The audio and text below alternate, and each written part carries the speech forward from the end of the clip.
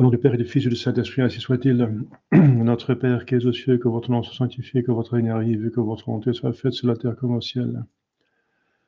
Donnez-nous aujourd'hui notre pain de chaque jour, et pardonnez nos offenses, comme nous pardonnons à ceux qui sont offensés, et ne nous laissez pas succomber à la tentation, mais livrez-nous du mal, ainsi soit-il. Je vous salue Marie, pleine de grâce, le Seigneur est avec vous. Vous êtes bénie entre toutes les femmes, et le fruit de votre entrailles est béni. Sainte Marie, Mère de Dieu, priez pour nous pauvres pécheurs, maintenant notre mort, ainsi soit-il. Saint Joseph, Saint Georges Gardien, veillez sur nous. Saint Patron, priez pour nous. Au nom du Père et du Fils et du Saint-Esprit, ainsi soit-il. Voilà, nous continuons avec la série ce catéchisme selon le professeur Spirago, qui a vécu sous Pie X, n'est-ce pas, Saint Pie X. Alors, on avait vu l'écriture sainte et la tradition comme source de foi, deux sources, donc Dieu s'est révélé par deux moyens, non pas l'écriture sainte et par la tradition orale, mais cette tradition orale, bien sûr, a été écrite aussi dans les écrits des pères de l'Église et du magistère. Dans les décisions des conciles, dans les symboles, ça veut dire les articles de la foi, il y en a plusieurs, et la liturgie même de l'Église. Alors on arrive maintenant à un autre chapitre, la foi chrétienne. La foi chrétienne est la ferme conviction acquise par la grâce de Dieu de la vérité de tout ce que Jésus-Christ a révélé et que l'Église catholique nous enseigne de sa part. Donc c'est la ferme conviction, elle est ferme. Parce que Dieu parle, on sait que Dieu a parlé. Une fois qu'on sait que Dieu a parlé, il ne faut plus douter, n'est-ce pas? Il ne faut plus douter. Donc, une fois qu'on sait que Dieu a parlé, il ne faut plus douter parce que Dieu est vérité, il sait tout, et il ne peut pas mentir, et il ne peut pas nous tromper. Donc Dieu est véridique, et c'est un témoin donc crédible.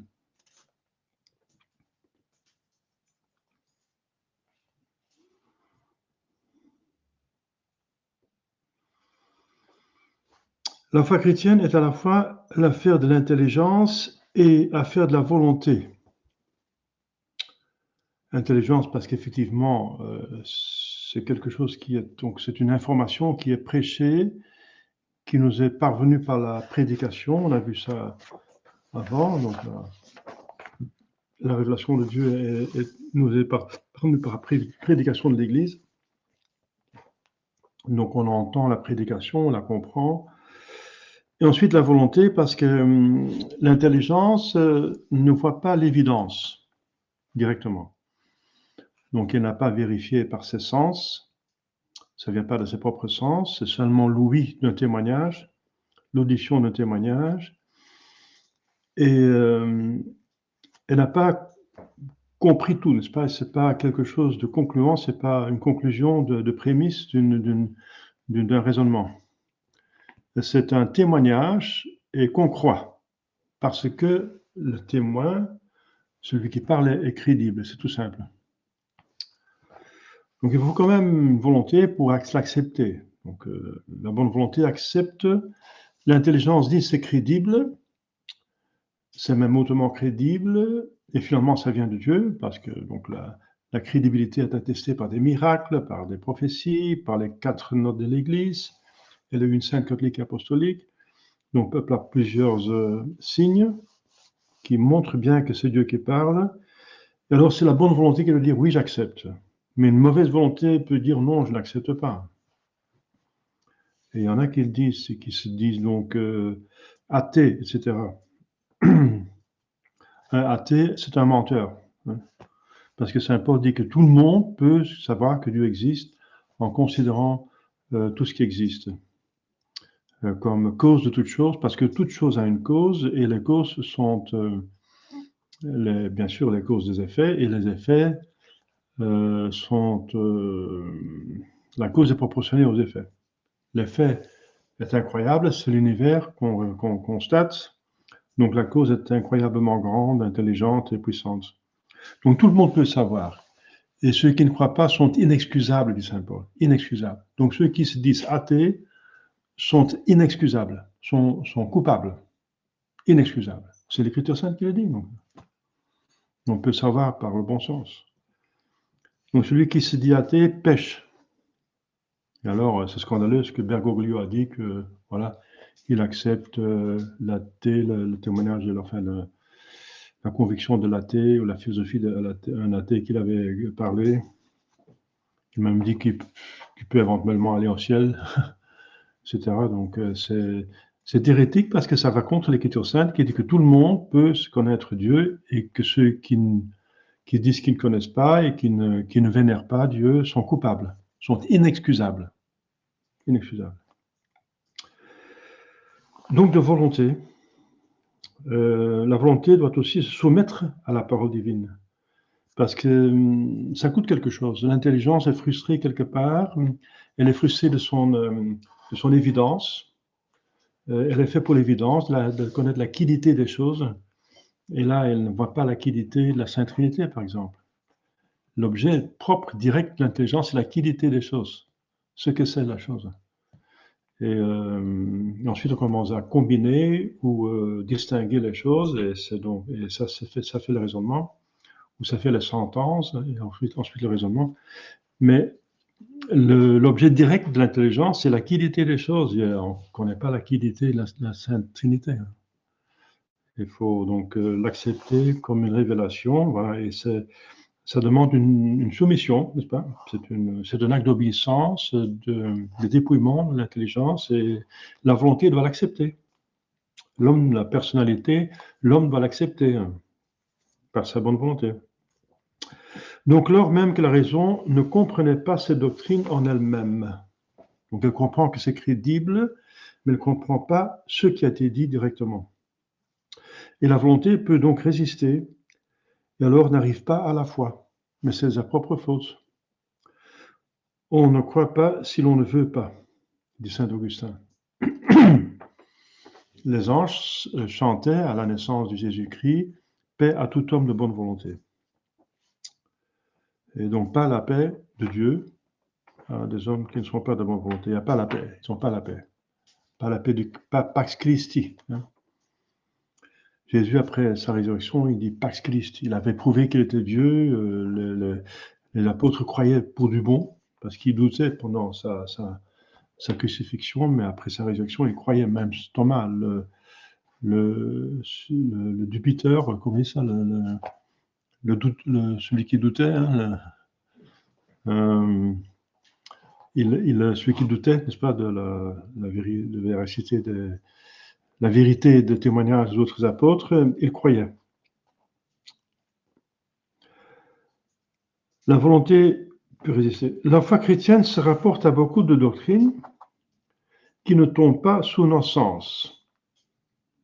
Par exemple, que Jésus-Christ est né d'une vierge, que Jésus-Christ en même temps Dieu et homme, que Jésus-Christ c'est la deuxième personne de la Sainte Trinité qui s'est fait homme, que Dieu est Trinité, comme je viens de dire, que même que Dieu est un, ça ne tombe pas sous l'essence, même que Dieu existe, ça ne tombe pas sous l'essence.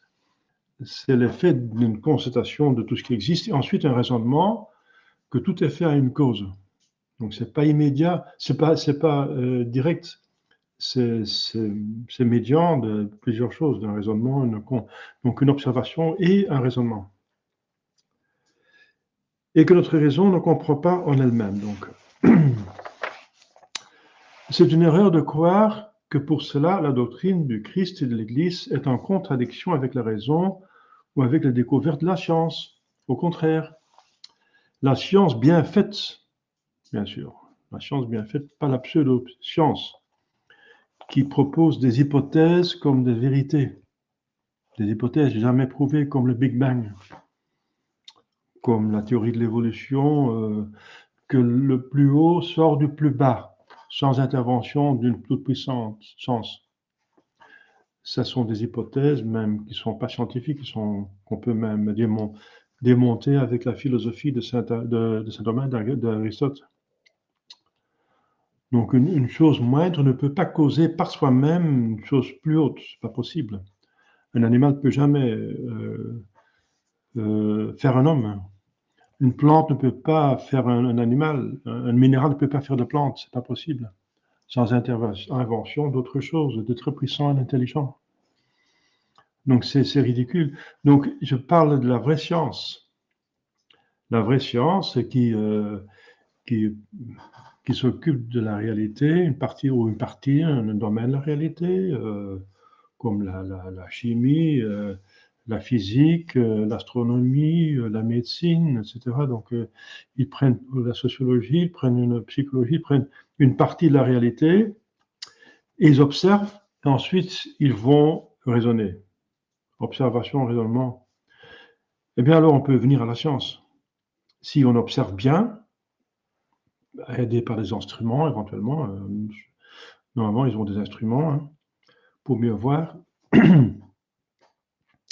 Et ensuite, un raisonnement concluant. Alors, la science, les conclusions de la science sont certaines et sont jamais en contradiction avec la révélation. Parce que la réalité vient de Dieu, l'intelligence vient de Dieu, le raisonnement, donc la logique vient de Dieu, l'essence vient de Dieu. Donc, donc la science vient indirectement de Dieu. C'est nous qui faisons l'effort, mais c'est avec les dons de Dieu. Et la révélation vient aussi de Dieu, et Dieu ne se contredit pas. Si tous les deux sont en ordre, si la foi aussi est dirigée vers la vraie révélation, et la révélation bien comprise, expliquée par l'Église, et la science bien établie et bien éprouvée, il n'y a pas de contradiction. Voilà. Au contraire. Saint Anselme dit que en croyant, je comprends mieux, et en comprenant, je crois plus facilement. Ah oui. Ah oui, parce qu'on peut prouver l'existence de Dieu, on peut prouver qu'il est esprit, on peut prouver qu'il est tout-puissant, est omniscient. Nous agissons très rationnellement quand nous croyons. Très rationnellement. Donc c'est pas contre la raison, mais c'est au-dessus de la raison. La raison dit oui, croyez, c'est crédible, n'est-ce pas? Allez-y.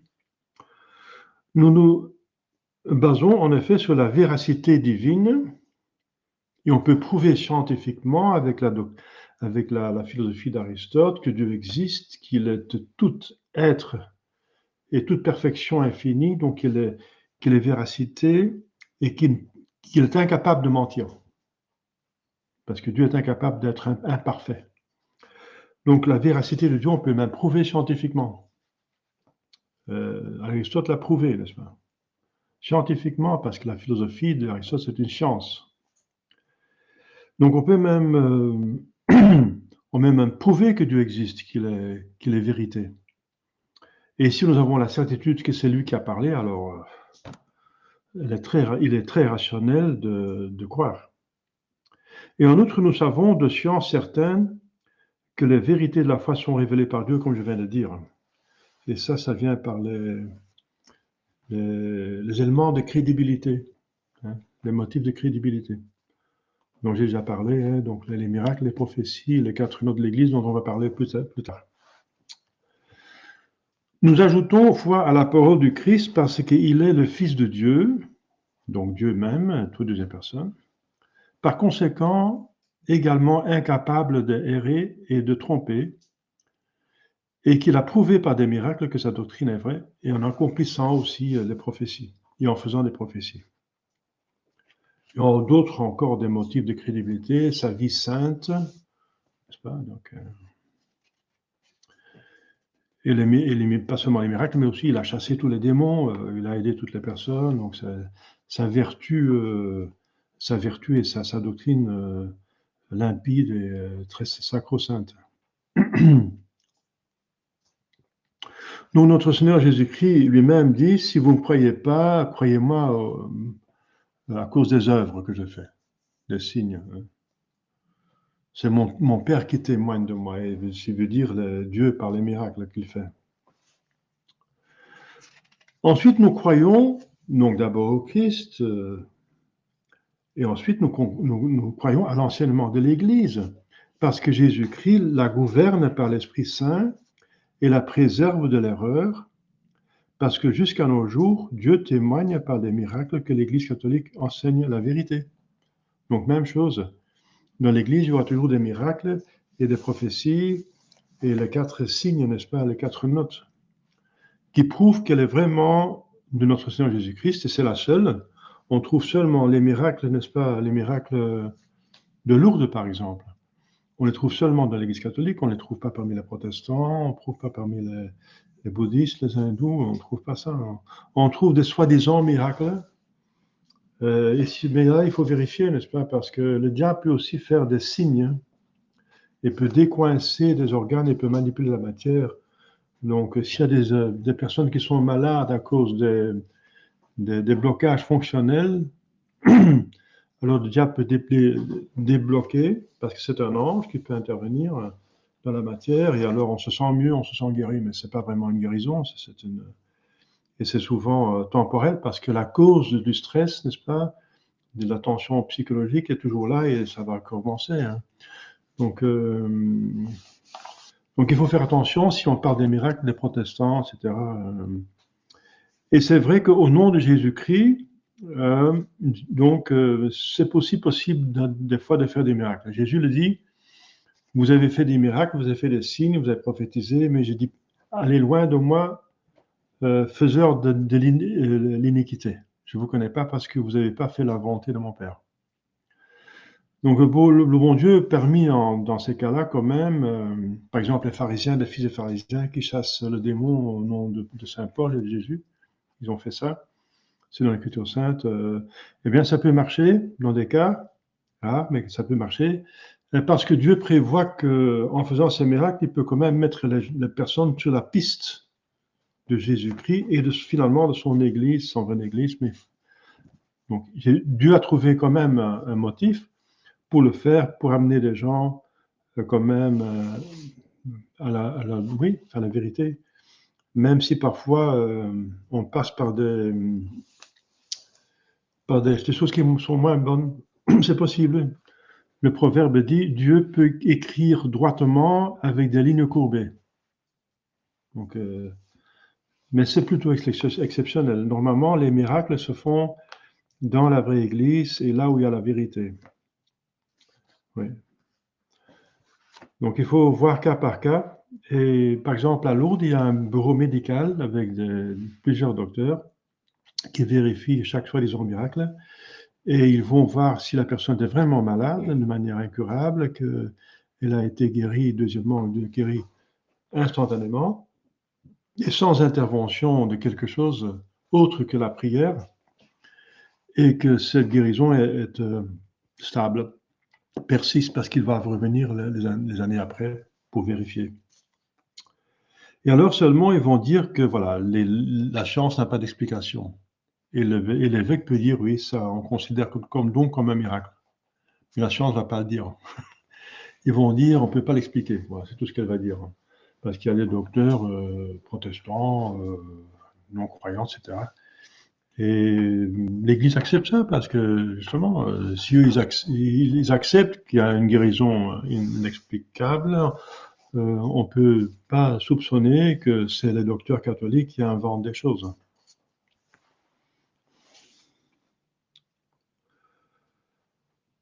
Voilà. On a vu des miracles, il y a des miracles à Lourdes tous les années, il y a des miracles en Italie. Chaque année, le sang de Saint-Janvier devient liquide 2 fois par an. L'évêque du lieu de Naples, il prend les reliques du saint avec la relique de son sang qui est coagulée, il les met ensemble. Et souvent, pas toujours, mais souvent, la plupart des cas, le sang devient liquide devant tout le monde. Donc, ce qui est un miracle, c'est inexplicable pour la science. Il y a les miracles de Lourdes dont on vient de parler, il y a des miracles, des gens qui prient et qui obtiennent des choses qui sont en dehors de la science. Voilà.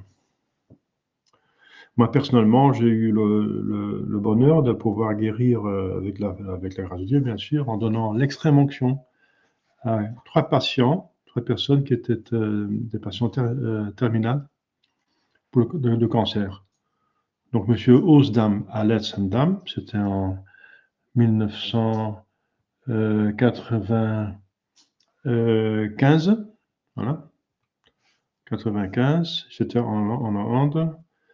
Et le monsieur c'était un vieux monsieur, je sais pas, il avait entre 70 et 80 ans, et il avait triple cancer, des ossements, de leucémie et du prostate, il me semble, trois cancers. C'était très pénible.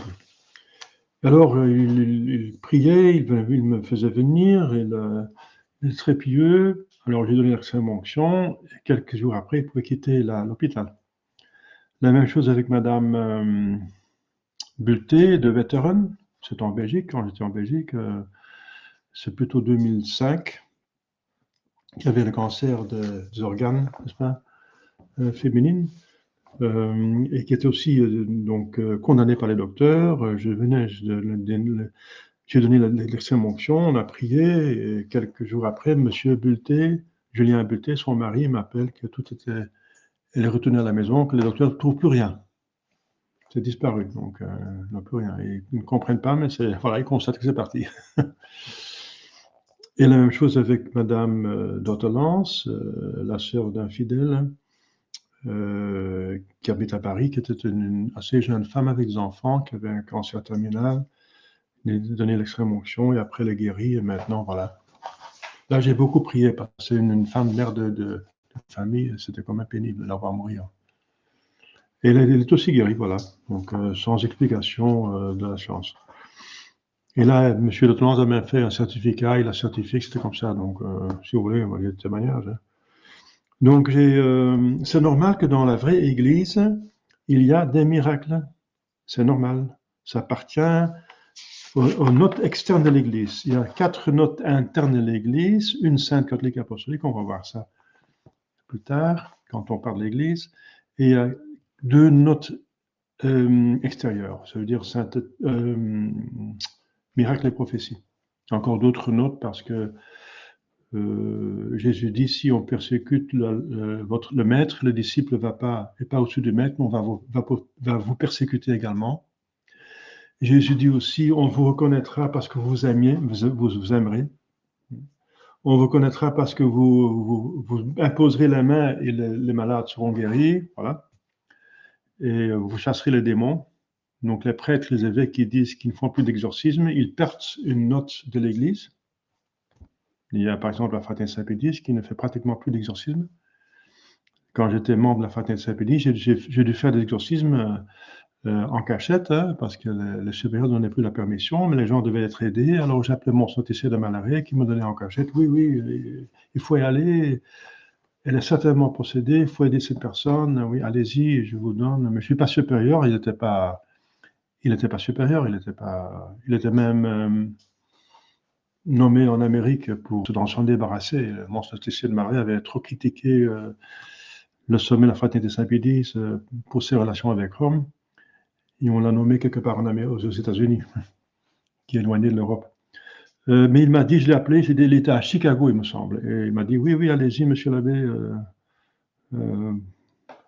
Donc, il n'avait pas de juridiction de supérieur, mais il est quand même évêque. Alors, et je voyais que la personne était quand même vraiment besoin d'aide, donc j'ai fait ce que je pouvais, mais c'était à l'insu des supérieurs directs. Supérieur de la Belgique, supérieur de la France, parce que c'est une Française qui venait à Kievrin, donc elle venait en Belgique, mais c'était français, donc j'ai parlé avec le supérieur de la Belgique et le supérieur de la France. Enfin, et tous les deux, celui de la Belgique dit débrouillez-vous avec le supérieur de la France, et le supérieur de la France dit on ne le fait plus. Parce que la dernière fois qu'on a organisé un exorcisme, le prêtre est devenu envoûté lui-même. Bon. Mais qu'il se met d'abord en état de grâce pour commencer et qu'il fasse ça convenablement. Hein. Si on ne fait pas ça convenablement, bien sûr, alors le diable vous saute dessus. Il faut faire ça convenablement. Donc, c'est n'importe quoi, n'est-ce pas? Donc Jésus, c'est dans l'Écriture sainte. On vous reconnaîtra parce que vous chasserez les démons. Si la fraternité, et même la même chose au Royaume-Uni. Il y avait une personne qui a fait un pacte avec le démon, elle était possédée, c'était clair. Il y avait des signes très clairs, n'est-ce pas? Et se trouvait dans son travail, cette personne, tout d'un coup, 3 mètres plus haut, n'est-ce pas? En quelques secondes, donc c'est pas humain, n'est-ce pas? Et elle a fait un pacte, mais cette personne est mariée avec une traditionnaliste, et puis il faut se convertir. Donc, ils sont venus chez moi parce que le prêtre là-bas, du lieu, là, le prêtre de la fraternité, j'étais encore membre de la fraternité, c'est en 2011, je pense, 2010. Il disait, oui, c'est pas vraiment, c'est purement psychologique, allez voir, on va prier, aller voir un psychologue, psychiatre, et on va faire une petite prière. C'est psychologique de se trouver physiquement 3 mètres plus haut, etc. Non, c'était vraiment très clair. Il avait fait un pacte avec son sang, hein, donc c'est vraiment, c'est pas comme dans les, c'est la triste réalité. Hein. C'est pas un roman horreur, mais Agatha Christie ou je sais pas quoi, mais c'est vraiment la réalité. Voilà. Donc, il est venu chez moi, n'est-ce pas? Parce que moi, il avait entendu via que moi je fais encore quelque chose. Bon. Donc, voilà.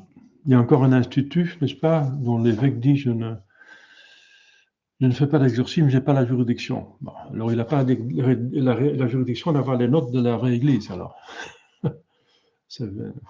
Bien sûr, on a la juridiction. L'Église a la juridiction normale ou de suppléance pour faire tout ce qu'elle doit faire. C'est normal. Parce que les portes de l'enfer ne prévendront pas. Donc, et ça veut dire que l'Église fonctionne bien jusqu'à la fin des temps. La quantité, c'est autre chose. Ça appartient aux hommes. Mais que l'Église existe et fonctionne bien, ça appartient à la promesse de Dieu. Dieu tient sa promesse. Et qu'elle fonctionne bien, c'est qu'elle est capable de chasser le démon. Voilà. Et si on dit qu'on n'est pas capable de chasser le démon, vous vous mettez en dehors de l'Église. Vous perdez une note. C'est triste, c'est pas bien. C'est mauvais signe. Voilà, donc, etc. Donc, il y a officiellement 4 notes intérieures, 2 notes extérieures, mais il y a encore d'autres notes, hein, donc, qui sont dans l'Évangile même. Voilà, donc... Alors, Jésus dit, vous imposerez les mains et les gens seront mieux. Eh bien, moi, je ne refuse pas de poser les mains aux personnes. Maintenant, j'ai un catanas, mais normalement, quoique hein, la personne vit quand même, elle arrive à vivre convenablement, mais elle n'est pas guérie. Mais normalement, en faisant la prière, dans laquelle il se trouve l'imposition de main, c'est la prière rituelle pour les malades.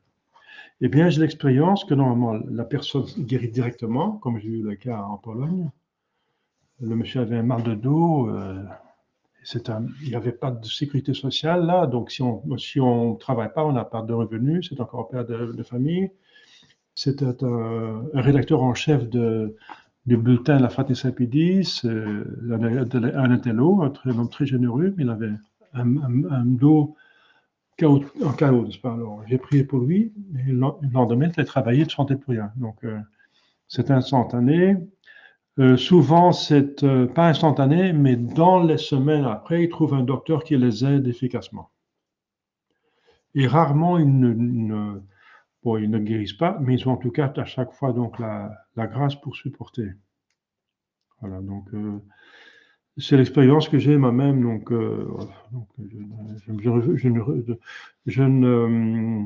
je fais faire les personnes 3 actes de foi qu'on ne peut pas nier sinon on est hérétique. Dieu est tout-puissant, ça c'est sûr, si on doute, on est hérétique. Donc Dieu peut tout faire. Dieu est infiniment sage, il sait ce qui est bien pour moi. Si on ne croit pas ça, on est hérétique, donc on est obligé de le croire.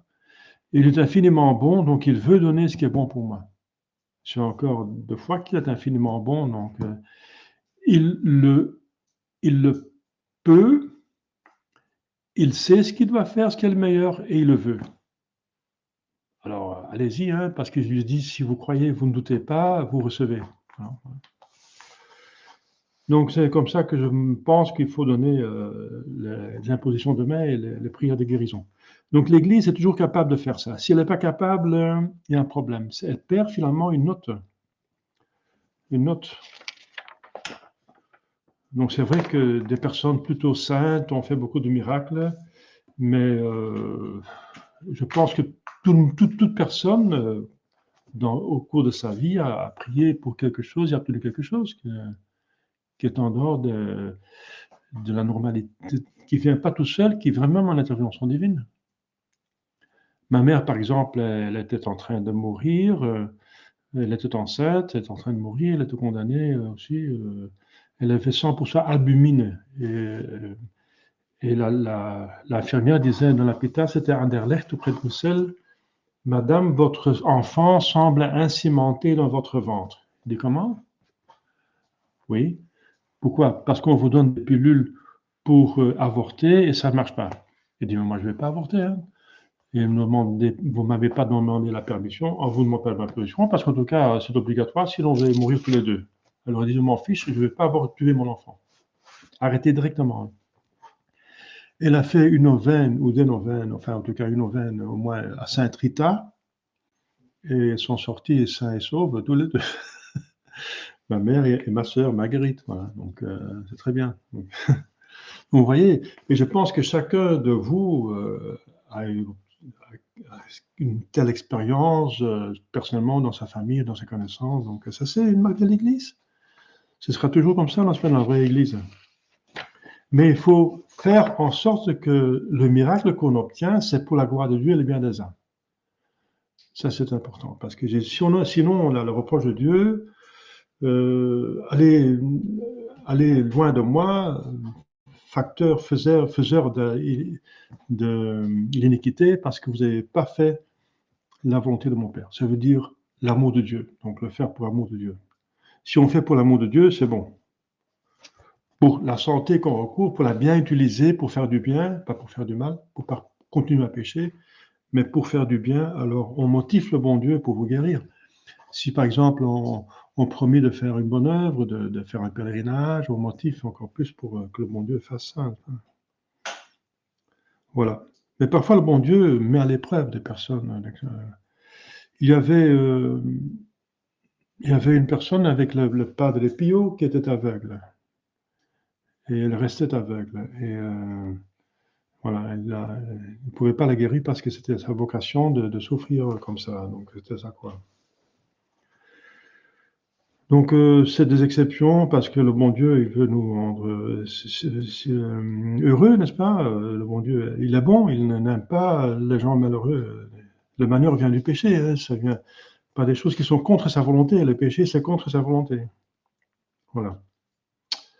Alors, donc il faut croire tous les enseignements de l'Église. La foi chrétienne s'étend à toutes les doctrines de l'Église catholique. Toutes les doctrines. C'est très important. Les gens ne comprennent pas ça. Et, enfin, ils ont du mal à comprendre. Il y en a qui disent, oui, on va, là, dans ce groupe-là, Saint-Pierre, c'est déjà bien, hein, ils sont en soutane, c'est le catéchisme, ils chantent en grégorien, c'est des belles églises, c'est déjà beaucoup, hein. Ben, ils acceptent Vatican II et c'est plein d'hérésies, oui, mais enfin, il ne faut pas être difficile, hein, c'est déjà bien qu'ils sont en soutane et qu'ils et que c'est genre latin, la messe, etc. Ce sont des prêtres qui ne sont même pas validement ordonnés. Oh, ben, ça, c'est pour des théologiens, ça, je m'occupe. Donc, vous voyez, ça, c'est pas bien, ça, cette mentalité. L'Église catholique enseigne que si on rejette une vérité de foi, on est totalement hérétique. Une seule. Si on accepte 99% de la révélation et 1%, une vérité, on la rejette, on est hérétique tout simplement. Parce qu'on dit comme dire que Dieu, je vous crois pour 99%, mais pour 1%, vous êtes un menteur. Voilà. Vous comprenez que ça ne va pas? C'est tout ou rien, n'est-ce pas? Voilà. Donc, refuser sa croyance à une seule doctrine de l'Église, ça doit être bien sûr un dogme, hein, quelque chose de sérieux, pas une opinion, mais de l'Église, ce n'est pas avoir la foi.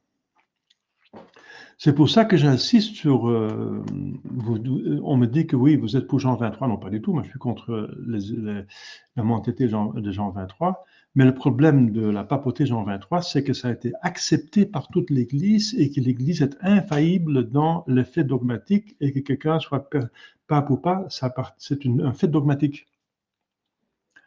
Donc ça, c'est une doctrine de l'Église. L'Église est infaillible dans les faits dogmatiques. Et quelqu'un soit pape ou pas, c'est un fait dogmatique. Donc, prouvez-moi alors que pas toute l'Église a accepté Jean 23. Il n'y a personne qui peut me prouver. Personne. Après, déjà maintenant, c'est 60 ans. Hein.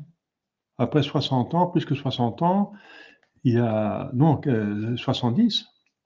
60 ans, bon, à peu près, plus que 60 ans. Parce qu'il a été élu pape à 58. Donc, après 60 ans, et il y a des millions, presque milliards de personnes là, qui étaient catholiques. Il n'y a personne qui peut prouver, et après 60 ans, c'est fini, hein, non, que quelqu'un, une personne a mis en doute, une personne catholique, et surtout un évêque, a mis en doute jamais que Jean 23 est accepté par toute l'Église. Il ne s'agit pas de Jean 23, il s'agit du fait que l'Église ne peut pas se tromper, qu'elle a été acceptée. Alors prouvez-moi qu'il n'a pas été accepté, personne ne peut le faire. Donc, moi j'étais là, j'étais vivant, j'avais 6 ans quand il était élu et j'avais 12 ans quand 11 ans quand il est mort. Donc j'ai connu l'Église. À 11 ans, on sait ce qui se passe. J'ai toute l'Église, c'est pas universel, c'est énorme. Et il y avait personne qui parlait du fait qu'il ne serait pas pape. Non. La résistance est commencée par les hérésies de Paul VI. Là, il y avait une résistance. Dans le concile, il y avait 250 évêques qui s'opposaient à des hérésies de Paul VI. Ça, c'est sûr. Le Tchetus. Mais pas avec Jean 23. Il était en faveur de l'hérésie. Il a aboli, il a abrogé la censure, c'est vrai. Donc, il était sémérétique. Quelqu'un qui favorise l'hérésie hérétique, mais il n'était pas hérétique. Donc, je ne suis pas en faveur de Jean 23, hein, parce que c'est le premier pour installer la censure, et moi, je censure, j'exerce, c'est un des peu de prêtres qui exercent la censure, sur plusieurs publications, n'est-ce pas? Aller chercher un prêtre qui exerce la censure, et bien moi j'en suis un, n'est-ce pas? Donc, je ne suis certainement pas pour l'esprit de Jean 23, mais il n'est pas hérétique, donc il est resté pape, il est accepté par toute l'Église. Donc, mais je crois dans l'Église, c'est ça le point. Donc c'est important quand même, le fait que l'Église soit indéfectible et infaillible. C'est Jésus-Christ qui le dit, notre Seigneur dit, les portes de l'enfer ne prévaudront pas contre elle, il ne parle même pas du pape. Quand Jésus parle d'infaillibilité, il parle de l'Église. Il dit bien que Saint-Pierre est le rocher sur lequel l'Église va se construire. Ça veut dire que la plupart des dogmes viennent des papes quand ils parlent infailliblement, selon les conditions, etc. Mais c'est l'Église, il dit que les portes de l'enfer, donc le mensonge, l'hérésie, ne prêteront pas contre elle. Donc l'Église est infaillible, c'est dans l'Évangile. Elle est infaillible. Elle est infaillible sur la foi et les mœurs et sur les faits dogmatiques. Allez voir, donc c'est pas n'importe quoi, n'est-ce pas? Je donne un exemple, que si on doute de ça, n'est-ce pas? Si on met en doute, j'ai entendu dire une personne très importante, enfin dans le milieu sylvacantiste, alors l'Église s'est trompée, il a dit. Parce qu'il ne trouvait pas, il voulait mordicus tenir que Jean 23 n'était pas pape, et il ne trouvait pas que l'Église l'a refusé, quelqu'un, alors il dit, alors elle s'est trompée. Il a dit ça carrément à un de mes fidèles, elle s'est trompée. Mais ça, c'est tout simplement hérétique et schismatique. Parce que ne pas reconnaître un pape, c'est schismatique, et reconnaître et dire que l'Église s'est trompée, c'est hérétique. Donc du coup, il est devenu hérétique et schismatique. C'est triste, hein? Donc c'est quand même, c'est pas rien, n'est-ce pas? Donc il faut faire attention. Donc je répète, refuser sa croyance. Je ne suis pas pour Jean 23, hein, donc c'est un mauvais pape, mais il est pape. Donc, pourquoi? Parce que je crois dans l'Église. Je crois dans l'infaillibilité, l'indéfectibilité de l'Église, comme c'est dans la tradition et dans l'Écriture sainte, dans l'Évangile. Voilà, c'est ça. Donc, refuser sa croyance à une seule doctrine de l'Église, c'est ne pas avoir la foi. C'est dans le catéchisme. Hein. Le catéchisme est infaillible par le magistère universel ordinaire. Voilà. Car celui qui admet certaines paroles de Jésus-Christ ou de l'Église et en rejette d'autres cesse de croire que Jésus-Christ est le Fils de Dieu et gouverne l'Église catholique. Voilà. C'est évident. Oui. Donc, c'est comme un bateau. Un bateau est étanche ou bien il coule. Un trou est capable pour le faire couler. Hein. C'est aussi un trou qu'on ne bouge pas, il coule. Hein. Donc le bateau et l'Église est comparé à un bateau, n'est-ce pas? L'arc de Noé était un symbole de l'Église, une figure de l'Église. On se sauve du déluge de l'enfer. Il faut croire tous les renseignements de l'Église catholique, mais il n'est pas nécessaire pour se sauver de les connaître tous en détail. Ouais, tout le monde est théologien et un enfant peut aller au ciel même s'il connaît un catéchisme d'enfant, hein, donc c'est évident. Hein. Mais il faut connaître ce que l'Église impose. Donc, un chrétien catholique doit savoir au moins qu'il existe un Dieu, un seul Dieu, que ce Dieu, ce vrai Dieu, jugera justement tous les hommes et que les biens seront donc récompensés et les mauvais seront punis. Et qu'il y a trois personnes en Dieu et que la seconde personne s'est fait homme et nous a sauvés. Ce sont les quatre vérités. Si on dit je vais vous dire les quatre vérités, eh bien c'est ça vient de ceci. C'est les quatre vérités qui sont le minimum pour être baptisé, par exemple, en état d'urgence. Donc, si un adulte est mourant, il demande le baptême, j'ai eu le cas. J'étais prêtre en 95 et après quelques mois, c'était à l'été. Après, c'était après. Non, c'était dans l'enfant. Donc, moi, j'étais ordonné en été. Dans l'automne, il y a un homme qui se convertit sur son lit de mort, qui est un athée, n'est-ce pas? Et 6 jours après, il était mort, donc il voulait être baptisé. C'est par quelqu'un de mes fidèles qui lui a donné une médaille miraculeuse. Hein. Il ne voulait pas de prêtre. Et la personne lui a donné une médaille miraculeuse, son ami Louis Van Hammer, hein, c'était en Hollande. Et après, il voulait recevoir un prêtre pour une bénédiction de malade, ça ne peut rien. Ça ne fait mal, je veux dire. Ça ne peut jamais être mal. Je suis venu avec tout ce qu'il fallait.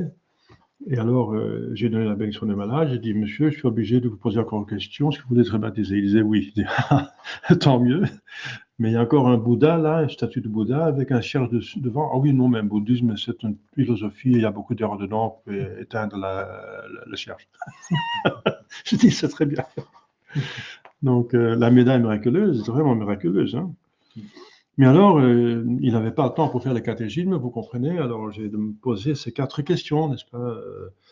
Est-ce que vous croyez en un Dieu, trois personnes, qu'il va juger tout le monde et que la deuxième personne s'est fait un pour nous sauver. Donc, il a accepté et c'était bon.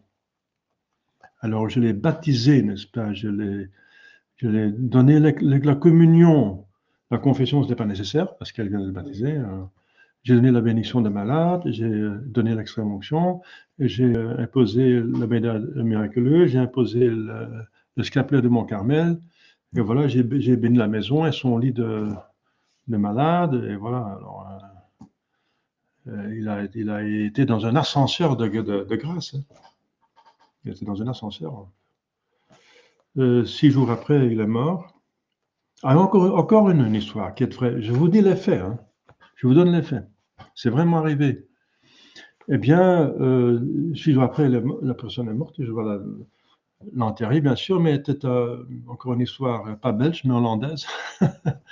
La fille est dans un bateau, une péniche, qui était à La Haye, parce que c'était 10 fois moins cher qu'une maison. Donc une péniche, une très grande péniche de 54 mètres de longueur, n'est-ce pas? Et l'espace, n'est-ce pas, de charge, on l'a changé en une chapelle énorme.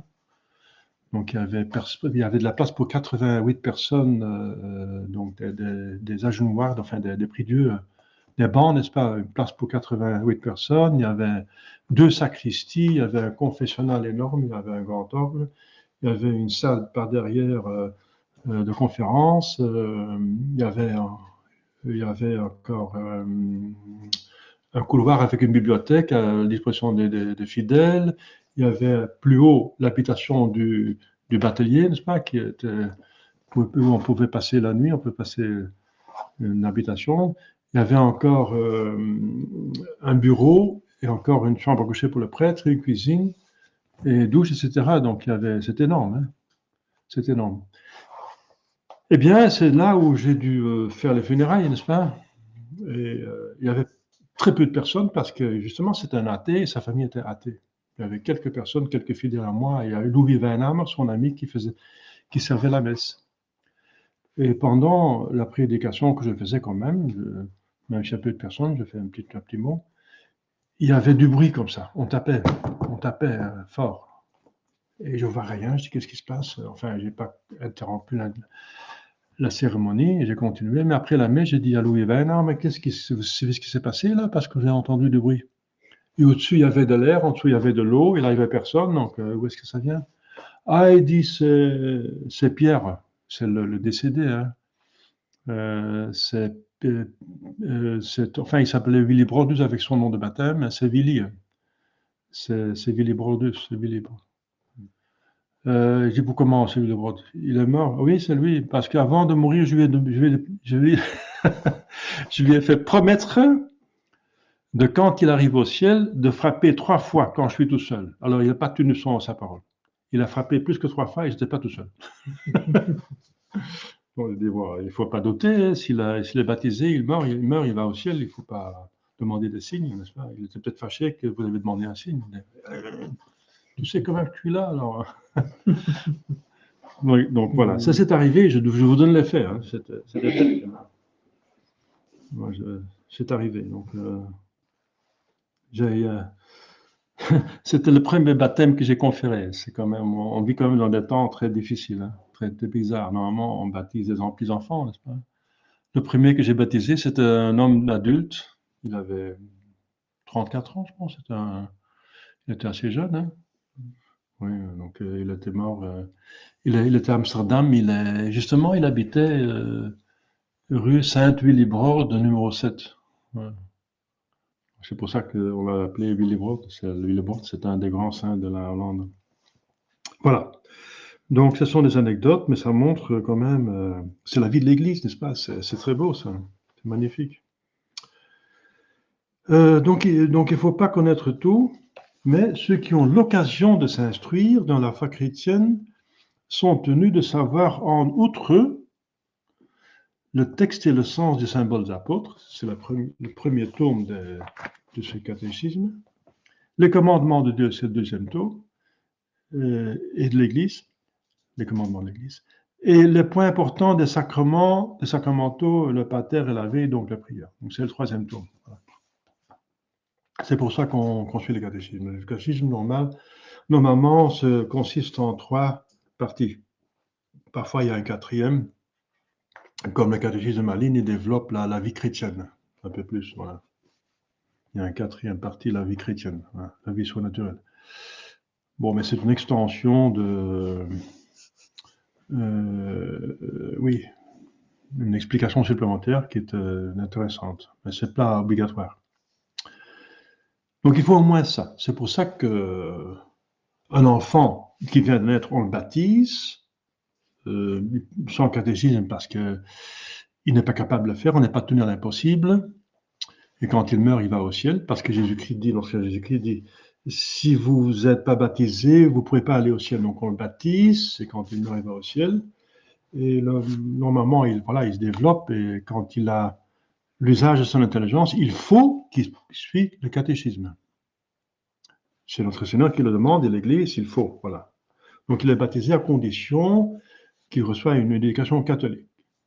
Donc, et ça contient premièrement l'instruction, et ensuite, bien sûr, qu'il a une bonne éducation, et l'exemple de ses parents, etc.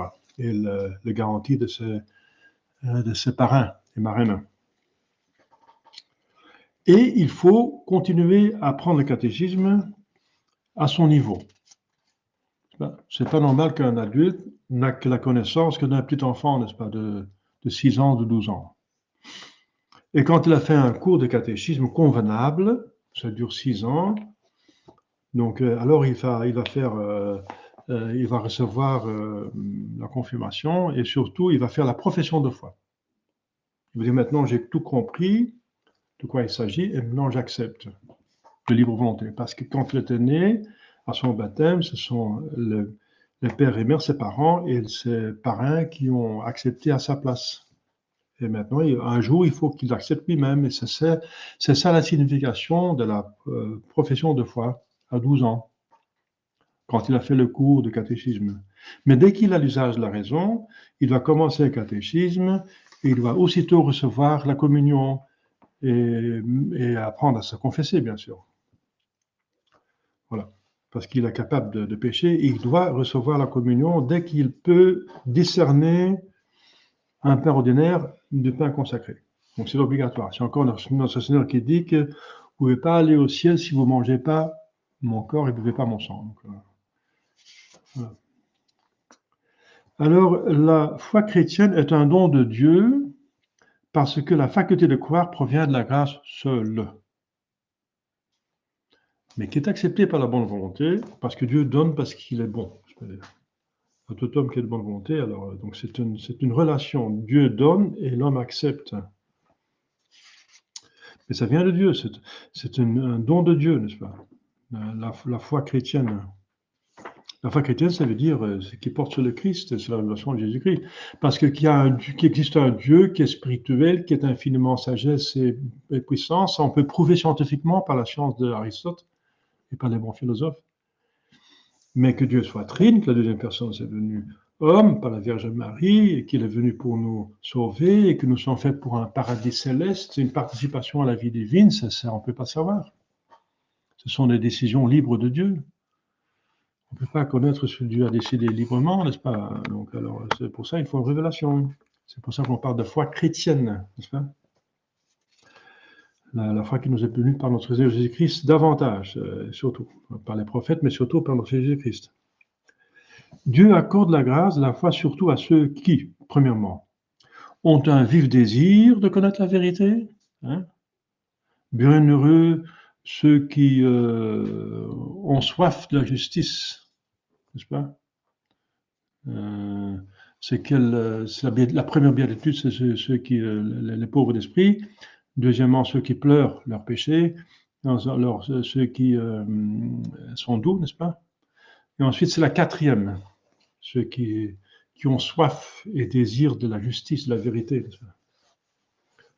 Eh bien, il faut ceux qui appartiennent à une de ces 8 béatitudes, et surtout maintenant, donc, on parle de la quatrième, qui est la plus directe concernant la foi. Eh bien, il motive le bon Dieu, disons, pour donner aussitôt la foi. Hein. Voilà. Deuxièmement, ceux qui mènent une vie morale, ceux qui ont une rectitude dans le cœur, une certaine rectitude, qui ne sont pas totalement pourris, n'est-ce pas? Qui ont quelque part quelque chose de droite, n'est-ce pas? Qui sont, alors, le bon Dieu, ce sont des gens prédestinés, n'est-ce pas? Ce sont des gens de prédilection, ce sont des gens qui sont appelés à devenir chrétiens tôt ou tard, n'est-ce pas? Donc, ils mènent une vie morale, qui suivent la conscience que tout le monde a reçue. Tout le monde reçoit une conscience à sa conception. C'est inné. C'est dans le début de l'évangile de Saint Jean. Il est celui qui illumine tout homme qui vient dans ce monde. Donc c'est la conscience. Tout le monde a une conscience. C'est Dieu qui dit faites ceci parce que c'est bon et laissez cela parce que c'est mal. Et c'est bien sûr l'intelligence pratique qui le dit, mais c'est la voix de Dieu qui parle à travers sa créature. Ça veut dire intelligence pratique que tout le monde reçoit, n'est-ce pas? Enfin, tout homme normal. Troisièmement, qui lui demande la grâce de la vraie foi. Il y a des gens qui m'ont dit, je voudrais bien croire. Eh bien, le fait de dire ça, quelque part, ils croient déjà. Hein. Il y a des gens qui disent, je n'arrive pas à aimer le bon Dieu, je voudrais bien l'aimer. Eh bien, c'est déjà l'amour. Souffrir de l'absence de l'aimer, l'amour, c'est déjà une forme d'amour. Donc, c'est magnifique. Pour donner la grâce de la foi, Dieu se sert soit d'un moyen ordinaire, tel que la prédication, n'est-ce pas? C'est le plus ordinaire, c'est le plus normal plutôt, soit d'un moyen extraordinaire comme le miracle, hein, comme un événement, parfois malheureusement une maladie, un contretemps, que les gens commencent à entrer en eux-mêmes, à devenir plus sérieux. Mais normalement, c'est la prédication. Beaucoup d'hommes n'arrivent jamais à la foi chrétienne parce que la bonne volonté leur manque et qu'ils sont trop orgueilleux. Voilà. Alors, comment est-ce que nous sommes ici venus en Gaule à la foi? Parce que je suppose que tout le monde qui me suit vient de la Gaule à peu près. Bon, tant pis, s'il y en a qui viennent d'ailleurs, c'est toujours par les missionnaires que ça arrive. Même ceux qui sont au Canada ou en Suisse. En Suisse, c'est la même chose. C'est aussi les Gaules helvétiques. Enfin, c'était aux confins, en tout cas. César était d'abord en Suisse avant de venir en Gaule. Oui. Mais c'était pas facile, les Suisses. Hein. C'était dur à cuire. Ils sont courageux. Bon, c'est pour ça qu'il y a une garde suisse, n'est-ce pas, qui protège toujours le pape, normalement. Mais comment est-ce que ici en Gaule, par exemple, parce que la Belgique appartenait en Gaule, c'était la province belge, la provincia Belgica, qui allait de la Seine jusqu'au Rhin, de la mer du Nord, donc de Boulogne jusqu'à Cologne. C'était énorme. La provincia Belgica, c'était un pays avec des frontières au moins naturelles. Le Rhin et la Seine, et la mer du Nord, c'est au moins des frontières naturelles. Maintenant, la Belgique, c'est devenu un petit truc. Bon, enfin, je ne vais pas faire la politique. Mais en tout cas, donc, comment les Gaulois, et j'inclus les Belges, n'est-ce pas, hein, même les Suisses, si vous voulez, sont venus à la foi? Eh bien, c'est par des personnes qui ont prêché, à commencer par Saint-Lazare et Marie-Madeleine, qui ont débarqué à Marseille, n'est-ce pas? C'est là que ça a commencé. C'était les premiers qui sont par miracle venus à Marseille, parce qu'ils ont été mis par les Juifs sur un bateau qui devait couler pour le tuer. Eh bien, le bateau n'a pas coulé, mais il est allé jusqu'à Marseille, n'est-ce pas? Et là, ils ont débarqué, et c'était providentiel, voilà. Les premiers apôtres étaient eux, mais après, il y en a beaucoup qui sont venus. Et après, il y a bien sûr Saint-Rémy, Saint-Luther, ceux qui ont converti les Gaules. Saint-Rémy a baptisé Clovis. Avec Clovis, toute la noblesse et les officiers et l'armée de Clovis et tout le peuple, n'est-ce pas, finalement.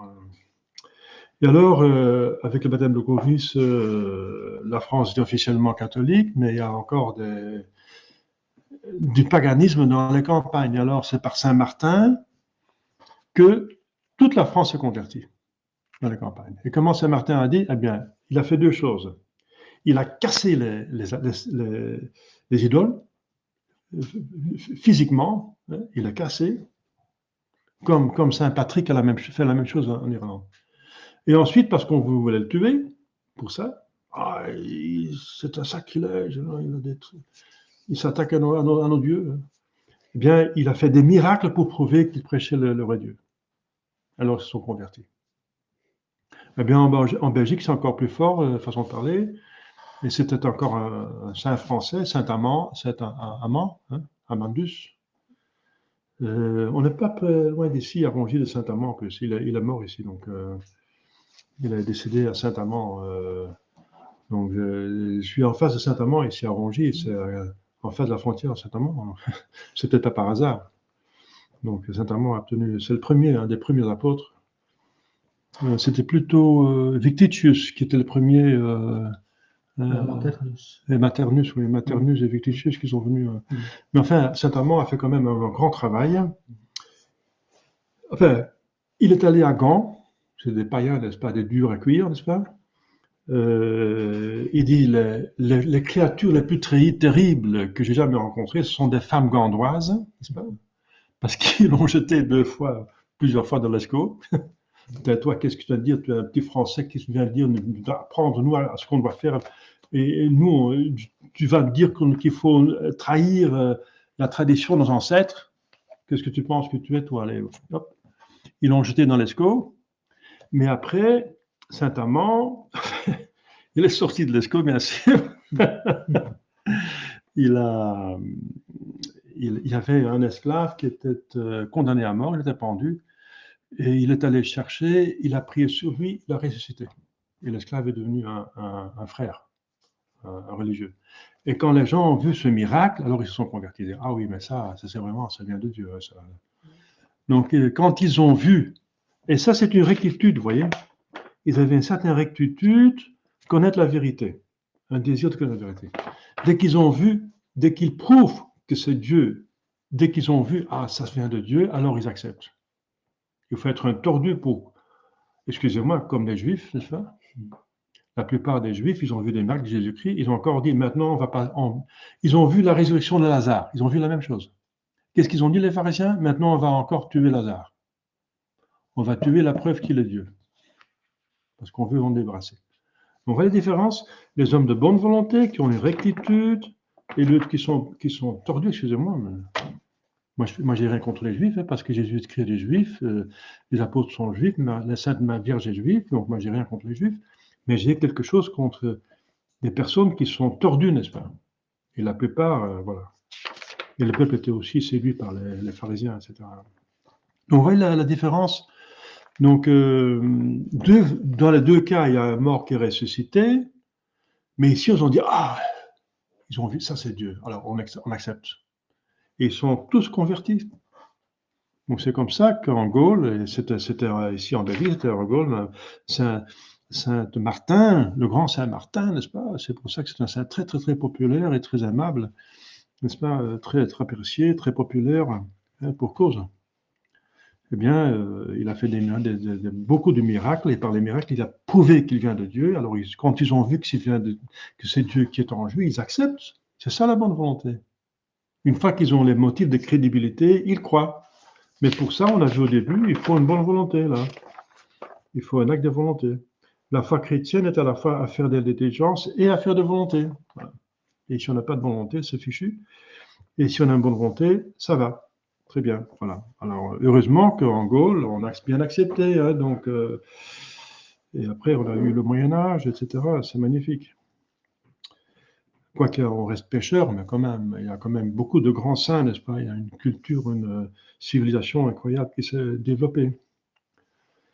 Alors, la foi chrétienne est la condition nécessaire du salut. C'est nécessaire, c'est pas une option, c'est pas. Voilà, moi je choisis pour le christianisme, comme disait le Dalai Lama, moi je préfère le bouddhisme. Mais il y a tant de milliards de personnes dans le monde que je ne peux pas exiger que tout le monde soit bouddhiste. Il y en a d'autres qui préfèrent être catholiques, d'autres protestants, d'autres hindous. L'autre, je ne sais pas quoi, bon, tout le monde choisit un petit peu, n'est-ce pas? Mais on respecte les uns les autres. Non, c'est pas comme ça. C'est le syncrétisme. Pardon. Il n'y a un seul Dieu. Il a parlé une fois, et cette parole, c'est la parole incarnée de Dieu. C'est Dieu qui parle, et il n'y en a pas d'autre. Parce que si Dieu fait quelque chose, c'est parfait. Donc, la foi chrétienne est la seule. C'est la condition et nécessaire du salut. Parce qu'il n'y a pas une autre destinée que la destinée surnaturelle. Il n'y a pas le choix entre un paradis terrestre et un paradis céleste. Il dit oui, mais je vais me débrouiller. C'est un peu difficile d'être catholique, etc. Les 10 commandements, ça, voilà, je vais un petit peu me débrouiller. Voilà, je vais m'installer ici sur Terre. Je fais un paradis terrestre. Non, ça va pas comme ça. C'est le paradis céleste ou c'est rien, ou plutôt c'est l'enfer. Donc il n'y a pas de... voilà, il n'y a qu'une seule destinée, et elle est incroyablement bonne, c'est une participation à la divinité, à le bonheur divin. Donc il n'y a pas mieux que ça, n'est-ce pas? Mais il n'y en a pas d'autre. Parce que je dis toujours, Dieu est tout, et en dehors de tout, il n'y a rien. Voilà, c'est tout simple. La foi seule ne suffit pas pour être sauvé. Bon. La foi n'est qu'un début. C'est un start, voilà, on commence. Il faut vivre toute la vie d'après la foi et la professer publiquement et persévérer jusqu'à la fin. Ceux qui persévèrent jusqu'à la fin, ils seront sauvés. Et là, c'est encore un défi. Parce que commencer, c'est agréable, voilà, c'est quelque chose de nouveau, on découvre, hein, c'est bien, on a même les grâces du début. Le bon Dieu donne des sucres, comme dit saint Ignace, hein, pour les petits enfants. Hein, nous sommes des petits enfants de la foi, ils donnent des consolations, mais après viennent il faut commencer à devenir adulte, des fois. Alors, il faut passer par des épreuves, parce que celui qui n'a jamais eu des épreuves n'a rien prouvé. Un soldat qui n'a jamais combattu n'a rien prouvé, hein, n'a rien mérité, donc il faut mériter. Et ensuite vient donc la croix quotidienne, et là, et le diable est là, hein, le diable est là, le diable du milieu, comme on dit. Démon meridianum, donc le démon du midi. Ça veut dire du midi de la journée. Au début, on commence, à la fin, on voit la fin, donc, mais au milieu de la journée, c'est la pesanteur de la chaleur, et voilà, c'est là où il faut persévérer, hein. Et que le démon nous tente parce qu'il prend toujours sur le moment le plus faible. Moi, j'ai prié, quand j'étais séminariste, je demande maintenant des grâces efficaces, n'est-ce pas, efficientes, de plus grandes grâces que je peux vous demander, mon Dieu, pour le temps où je serai dans le plus grand danger de fléchir. Voilà. Donc, compenser le danger avec une grâce supplémentaire. Je vous conseille ça, n'est-ce pas? Je pense que ça m'a aidé. Je pense que ça m'a aidé. Et de faire tout avec Marie, parce que Marie, un enfant de Marie ne périt pas. Et se concentrer sur l'humilité, parce que l'humilité échappe au démon, n'est-ce pas? Voilà, on a passé 1 heure, et voilà, le chapitre sur la foi chrétienne est terminé. Et la fois prochaine, on va voir les motifs de la foi, qu'on a déjà vu un petit peu, mais on va la voir en détail.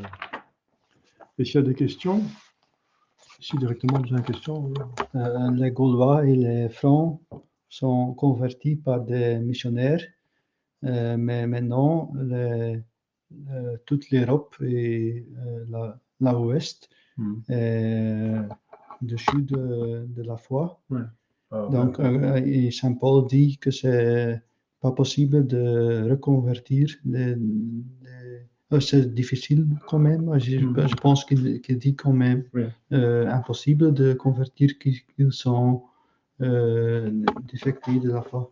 Et quelle est la question? Et comment on peut faire la mission, l'apostolat aujourd'hui? Ah oui, comment est-ce qu'on peut faire la mission aujourd'hui dans les Gaules, vous voulez dire? Parce que nous sommes tous déchus de la foi, il y a l'apostasie générale, et Saint Paul dit que quand on est déchu de la foi, c'est pratiquement impossible de revenir.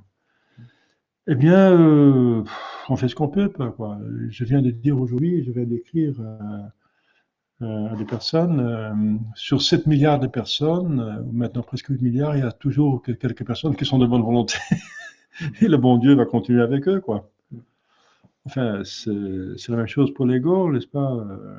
C'est vrai que Saint Paul dit que ceux qui sont déchus de la foi, sont pratiquement impossible de les faire revenir. Mais c'est pas totalement impossible, et la plupart des gens ne sont pas déchus de la foi. Ils ont été trompés, la plupart, trompés. Ils ont été trompés par leur propre prêtre, évêque et même pseudo-pape, n'est-ce pas? Ils ont été trompés. Et voilà, le monde, je pense que se dit s'il y a encore quelque part la bonne volonté, qu'on peut les faire revenir. Mais c'est vrai, on a l'expérience que les gens qui sont restés dans la secte conciliaire sont plus difficiles à convertir que ceux qui ont quitté la secte dès le début et qui sont même allés dans le péché. Mais il suffit de gratter en dessous de gratter, enlever la poussière et la saleté, et on retrouve la foi. Mais chez de ceux qui sont restés dans la secte, n'est-ce pas, la foi a été pervertie, n'est-ce pas, de façon, par exemple, le bon Dieu est bon, donc il accepte tous les péchés, tous les pécheurs, donc voilà, tout le monde va au ciel. Le péché, ça ne veut plus rien dire. Ça ne veut plus rien dire. Et ça, c'est difficile, n'est-ce pas? Alors, voilà, tout s'en va, hein, il n'y a plus les 10 commandements, ça ne veut plus rien dire. L'hérésie, c'est possible, tout le monde peut croire ce qu'il veut, donc c'est au nom de la bonté de Dieu. Et au nom de la bonté de mon Dieu, on ridiculise toute la religion. C'est diabolique, n'est-ce pas? C'est pas une bonté, c'est une bonacité qui n'appartient pas à Dieu. Dieu n'est pas bonasse. Dieu est bon, infiniment bon, mais pas bonasse. Hein? Ici, une question. Quels sont les meilleurs moyens pour persévérer jusqu'à la fin? Eh bien, voilà, donc je viens de donner quelques indications. C'est d'être marial. et de pousser la dévotion mariale jusqu'au bout, jusqu'aux plus hautes sommets, n'est-ce pas? Et je pense que c'est Saint Louis-Marie Montfort qui a trouvé le sommet jusqu'à présent, fait une synthèse, et c'est cristallisé dans ses écrits, le traité parfait. Donc, mais il faut l'appliquer, il dit. Il y a peu de personnes qui le lisent, et de ceux qui lisent, il y en a peu qui persévèrent dedans. Donc, il faut persévérer dans l'application de la vraie dévotion à la Sainte Vierge. Deuxièmement, s'appliquer à l'humilité. L'humilité. Donc, Saint Benoît a eu une vision que le diable prenait tout le monde en filet. Il passait ses filets au-dessus du monde, et il y avait des milliers de personnes qui le prenaient. Mais il y avait quelques personnes qui échappaient parce qu'ils étaient en dessous du filet. Et il a compris que c'est par humilité que le diable n'a peut-être pas d'emprise sur lui. Et il a commencé sa règle, il a établi sa règle de degré d'humilité. Donc, pratiquer l'humilité, donc pour échapper au diable, n'est-ce pas? Et ensuite, la petite voix de Sainte Thérèse de Lisieux. La petite voix de Sainte Thérèse de Lisieux, de sainteté, c'est une voix facile qui se concentre directement sur l'amour de Dieu et qui est très méritoire et très facile. Et c'est l'amour qui unit, n'est-ce pas, à Dieu. Et c'est une voie facile de devenir saint. Et Pie XI, qui a canonisé Sainte Thérèse, a dit que la doctrine de Thérèse de Lisieux est incontournable pour tout le monde. Ce n'est pas une doctrine pour les carmes, ce n'est pas pour les carmélites, parce qu'elle était carmélite, mais c'est une doctrine pour tout le monde. La petite voix de Sainte Thérèse de Lisieux. Donc, ce sont trois choses, et ensuite, demander la persévérance finale. Demander la persévérance finale. La demander, c'est une grâce qu'il faut demander tous les jours, n'est-ce pas? Oui, et d'autres choses, c'est voilà, les 8 béatitudes. Être détaché des choses. C'est par la tâche à une créature qu'on se donne. C'est pas ça qu'on se donne. Donc, être détaché, heureux, bienheureux, les pauvres d'esprit. Bienheureux ceux qui pleurent, il faut pleurer les péchés, il faut avoir une componction. C'est une aversion du péché, alors on ne pêche pas. Quand on a une aversion du péché habituel, on ne pêche pas. Et ensuite, bienheureux les doux. Ça veut dire pratiquer la charité fraternelle. Parce que celui qui est charitable pour les autres, le bon Dieu va être charitable pour lui. C'est dans la mesure qu'on est avec les autres, qu'on se comporte avec les autres, que le bon Dieu va se comporter envers nous. Ensuite, voilà, bienheureux ceux qui ont soif de la justice, donc il faut chercher la vérité et la justice coûte que coûte. Il ne faut pas reculer devant un sacrifice. Il ne faut pas dire je vais jusque-là et pas plus loin. Le bon Dieu ne peut pas demander ça. Ça ne mettrait pas des limites au bon Dieu. Et ensuite, d'autres béatitudes, c'est le bienheureux, les miséricordieux. Donc, c'est être miséricordieux avec les autres. Le bon Dieu va être miséricordieux avec nous. Il va être plus motivé pour nous donner des grâces, n'est-ce pas, de conversion, de pardon de péché, etc., quand on est miséricordieux avec les autres. Très important, n'est-ce pas? Et ensuite, voilà, donc bienheureux ceux qui sont purs, les purs de cœur. Le cœur pur, ça veut dire que voilà, ils cherchent la volonté de Dieu et pas des avantages, qui ne cherchent pas à s'installer sur la terre, mais dans le ciel, qui ont l'intention pure, n'est-ce pas? Pas des combinaisons, n'est-ce pas? Pas combiner les choses. Jésus dit, on ne peut pas servir deux maîtres à la fois. C'est le pur d'esprit, parce qu'ils verront Dieu. Et ensuite, bienheureux les faiseurs de paix. Voilà. De paix, de faire du bien autour de nous, n'est-ce pas? Mais de même accepter les péchés des autres, pas en acceptant le péché, mais le pécheur, le supporter et le porter au bien, n'est-ce pas? Vers la conciliation, parce que c'est les péchés qui divisent les hommes.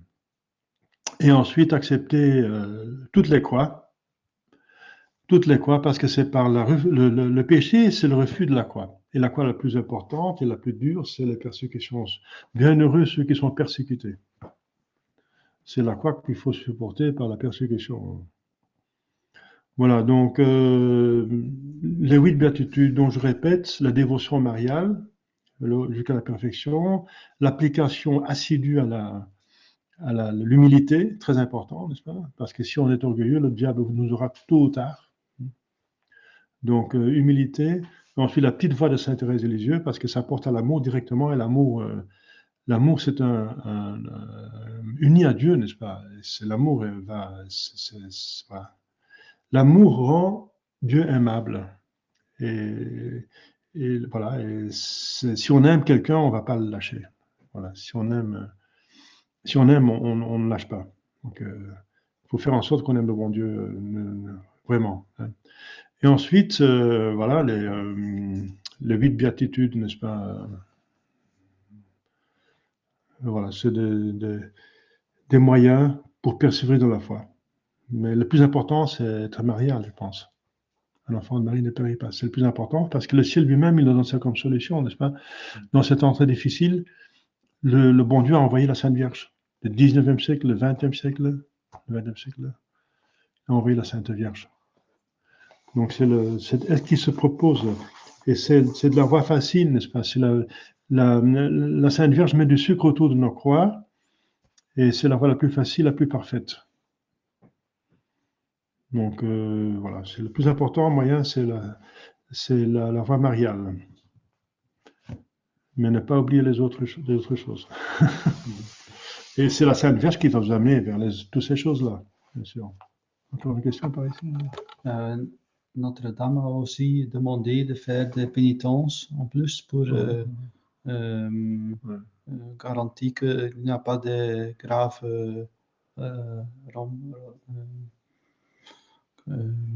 chutes.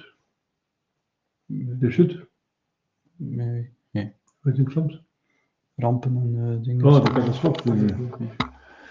Ah oui, des punitions. Oui. La Sainte Vierge demandait prière et pénitence. La pénitence, c'est s'exercer dans l'acceptation de la croix. Si on organise la petite pénitence par nous-mêmes, c'est plus facile pour accepter la croix que le bon Dieu nous envoie. C'est aguerrir, c'est comment dire, entraîner la volonté. Il ne faut pas seulement entraîner l'intelligence, connaître la foi, mais il faut aussi entraîner la volonté. On va au ciel avec sa intelligence et sa volonté, avec les deux. Hein. Et la volonté doit être habituée au sacrifice. Si vous ne faites pas mes pénitences, vous allez tous périr, Jésus, bien sûr. Oui. La Sainte Vierge dit justement, priez, donc regrettez vos péchés et faites pénitence. Donc c'est 3 choses que la Sainte Vierge demande à la Salette et s'il y a beaucoup de monde qui va le faire, eh bien la chrétienté va revenir. C'est comme ça qu'elle va revenir.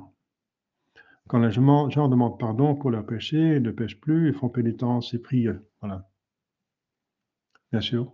Ouais. Mais pour la persévérance, c'est tout simplement être dévot de manière convenable à la Sainte Vierge Marie. Hein. C'est le plus important et tout le reste que je vous ai dit, hein, c'est bien sûr. C'est bon? Encore une question?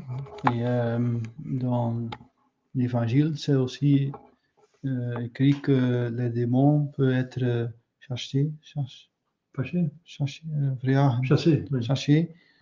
par pénitence et prière et aussi la jeûne. Oui, le jeûne. Oui, certaines démons ne peuvent pas être chassés sans jeûne. Oui, jeûne, prière et jeûne. Parce que les apôtres n'arrivaient pas à chasser les démons. Et l'ancien Jésus-Christ disait, oui, parce que ce genre de démons peuvent être seulement chassés par prière et pénitence, et jeûne. Prière et jeûne, oui, bien sûr. Oui. Voilà, donc c'est la preuve que la pénitence est très importante. Hein, ouais. La pénitence nous apprend à être détachés des choses du monde. Et c'est la source de tout péché, c'est cet attachement aux choses. Hein.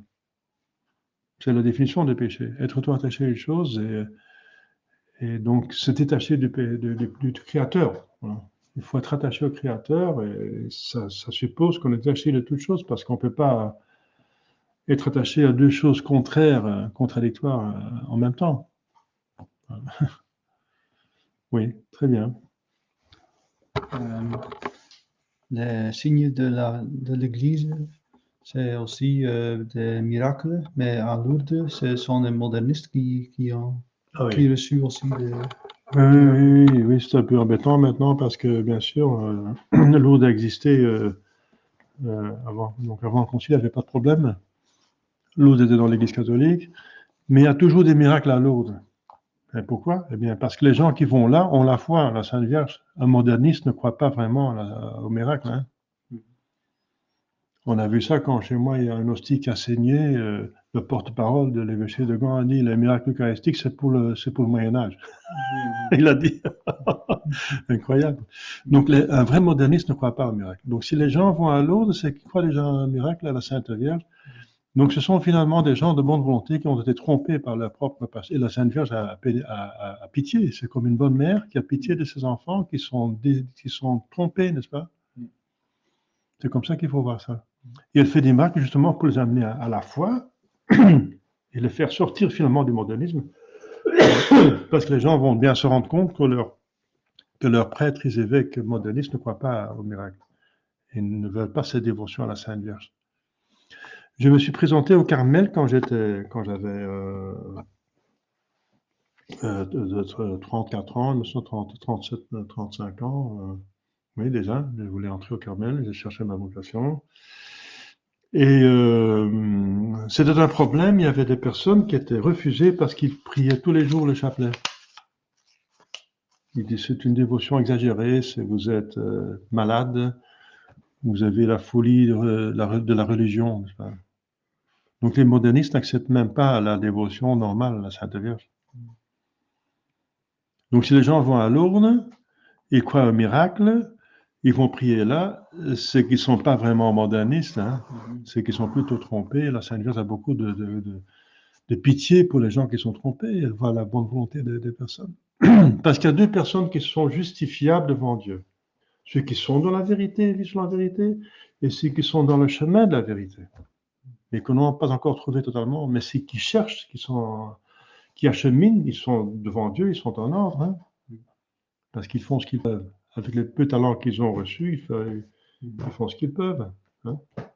Même s'ils se trompent, eh bien, mais c'est pas peut-être de leur faute qu'ils se trompent. Oui, je dis, le problème de l'Église actuelle, de la crise de l'Église, c'est une infiltration, c'est quelque chose de caché, n'est-ce pas, de crypto. Et voilà, nous sommes trompés. Moi, j'ai trompé.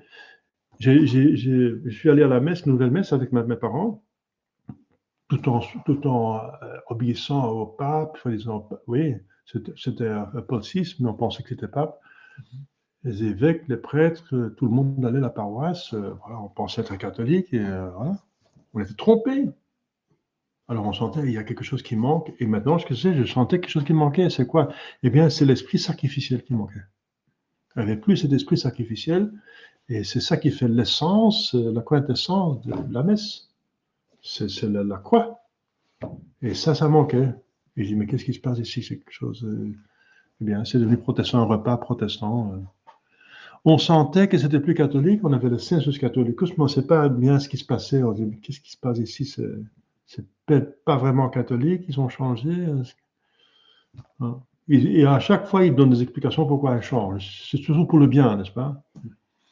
Mais ils ne donnent pas la vraie explication, c'est pour faire l'œcuménisme avec les protestants, et les anglicans, et les orientaux schismatiques, et les hérétiques. Ça, ils n'ont pas dit, n'est-ce pas? Oui. Pour plusieurs fidèles de bonne volonté, c'est difficile d'avoir une des signes intérieurs de l'Église que c'est l'unité, parce que c'est beaucoup de prêtres et des évêques qui ne sont pas unis. Oui. Non, justement pas. Justement pas. Non, non. Non, les signes, les 4 signes, vous dites que c'est difficile maintenant de trouver les 4 notes de l'Église. Non, donc les 4 notes de l'Église sont encore très claires, là où il y a la vraie Église. Donc l'unité, ça veut dire qu'on n'a pas... On va voir ça plus tard, hein, les 4 notes de l'Église. Hein. Mais je peux déjà dire en très court, eh bien l'Église est une, ça veut dire qu'elle n'a pas changé, elle est restée elle-même, Donc, pas changer la foi, pas changer le sacrement, pas changer la morale. Elle est restée une, avec le passé et partout. Et ensuite, elle est une sainte, oui, elle porte la sainteté. Parce que si on garde la foi, la morale et on utilise le bon sacrement et on fait un effort, on a toutes les grâces pour devenir saint. Hein. Une sainte catholique, elle est catholique parce qu'elle adresse à toutes les personnes, elle n'exclut personne. Elle n'exclut personne de bonne volonté. Hein. Et apostolique. Donc il faut la succession apostolique. Et ça peut se vérifier aussi, n'est-ce pas? C'est seulement vraiment chez les traditionalistes qu'il y a une succession apostolique. Ça. Saint-Pierre l'a déjà perdu, la foi de Saint-Pierre. Les conciliaires l'ont perdu parce qu'ils ont changé le sacrement de prêtre, des ordinations de sacre et ils ont cassé et c'est devenu invalide, douteux et invalide. Saint-Pierre aussi, Saint-Pierre n'a pas ses propres prêtres, ses propres évêques, donc pour les ordinations, il va faire appel à des évêques modernistes qui, pour l'occasion, prennent l'ancienne soutane, l'ancien rite, mais qui ne sont pas prêtres, pas les évêques, parce qu'ils ont été sacrés par le nouveau rite qui est invalide. Donc ils sont plus apostoliques, ils n'ont plus la lignée apostolique, la succession apostolique. Donc la lignée apostolique, on la trouve encore de la Fraternité Saint-Pédis et au-delà, n'est-ce pas? Donc chez les vacantistes, la lignée Tucourt de Fèvre, c'est deux lignées, encore d'autres, quelques lignées, mais on peut les trouver là, n'est-ce pas? Et pas ailleurs. Donc, et la lignée Lefebvre est en train de se corrompre par sémi-hérésie, par des accords avec les hérétiques. Et ils vont se faire embarquer, c'est condamné par l'Église, donc ils commencent à glisser, n'est-ce pas? Donc finalement, c'est la lignée Tuc qui subsiste, n'est-ce pas? Donc il y a une succession apostolique qui remonte à Monseigneur Tuc, qui était archevêque de Vietnam, qui était prince, n'est-ce pas? Son frère était président du Vietnam. Et c'est une lignée valide, n'est-ce pas? Totalement valide, et on peut vérifier ça, n'est-ce pas? On peut vérifier les sacres. Mais pour qu'un sacre soit valide, il faut aussi que l'ordination soit valide. Donc, il faut vérifier l'ordination aussi, n'est-ce pas? Donc, on a tout vérifié. Hein. J'ai tout vérifié. Donc, il y a des lignées qui sont encore valides. Il y a aussi la lignée de Monseigneur Sterdiuk pour les 7 évêques qui sont là-bas en Tchéquie. Mais ils sont de rite oriental et ils ne veulent pas nous aider pour les sacrements parce qu'ils disent vous êtes d'un autre rite, allez débrouillez-vous avec votre propre évêque. Oui, donc c'est de vacantistes latin, quoi. Donc pour avoir un vrai catholique, il faut un sédevacantiste, ça veut dire celui qui refuse un antipape. Il faut refuser un antipape pour rester catholique, sinon on est schismatique. Refuser un antipape comme pape, c'est un acte schismatique.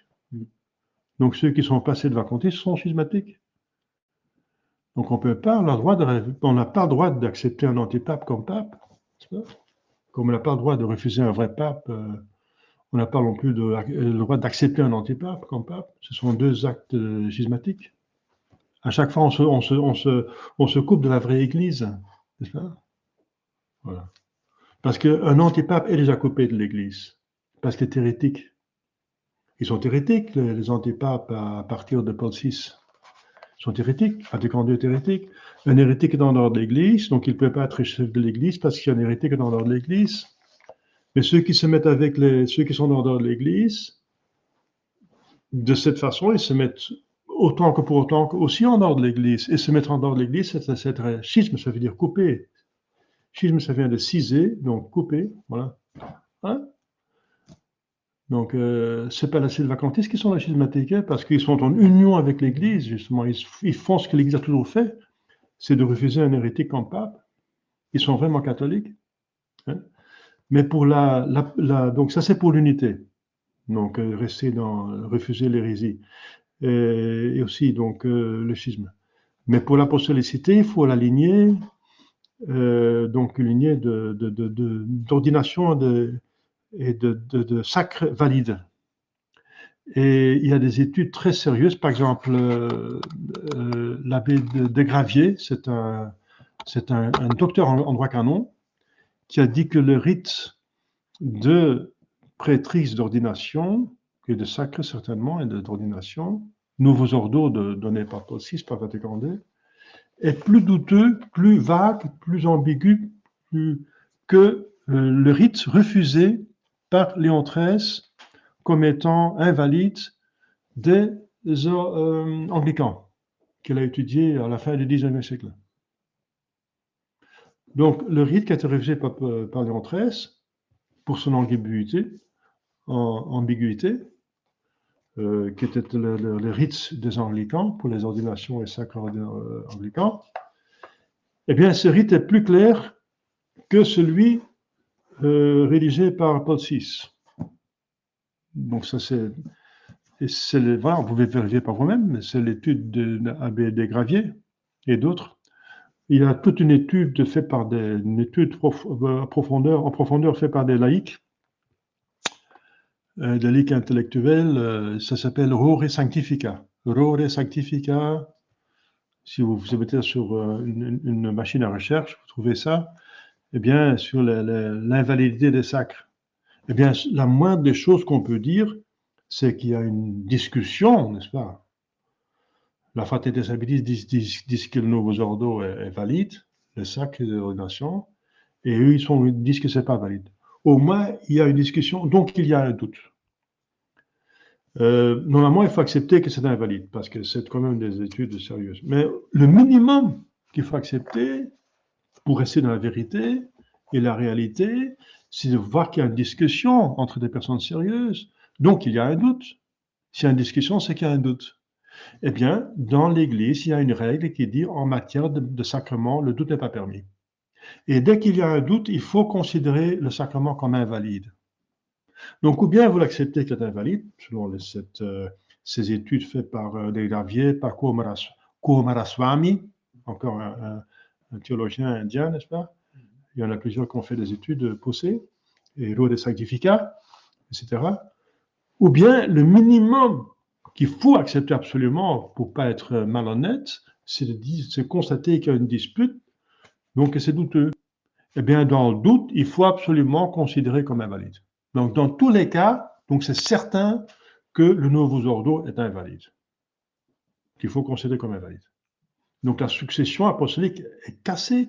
Donc, les postes conciliaires ont perdu cette note et aussi l'unité parce que ils ont perdu toutes les notes, et même pas la sainteté non plus. Donc, voilà. Et l'exclut les vrais catholiques, et donc ils ne sont pas catholiques non plus. Donc, ils ont perdu les 4 notes.